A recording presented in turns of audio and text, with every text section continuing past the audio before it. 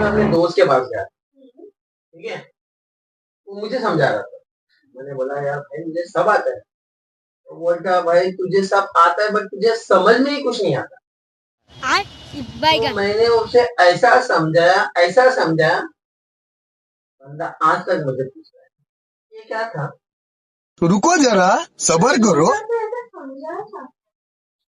Easy बोला मैंने उसको। सुनो, मैंने बोला गौर से सुनो, कैमरामैन जल्दी फोकस करो। समझ के समझ को समझो, समझना भी एक समझ है। समझ के जो ना समझे मेरी समझ में वो ना समझ। अच्छा। सामने वाला बोलता है ना समझ मुझे, ना समझ मुझे, तेरी समझ तो मेरी समझ की समझ से बाहर है, मेरी समझ के बाहर है। समझे? तो तुम भी यही समझो, समझ को समझ के समझो, समझ के समझ से समझना। तो समझ के समझ में आ जाएगा कि समझ को समझना क्या है। तो समझ के समझ गया, तो समझ को समझना है।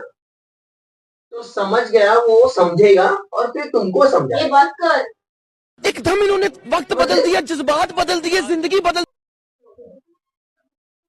अरे यार अरे तुम समझ यार, अरे मैं समझ गई। समझ गई? अरे यही था।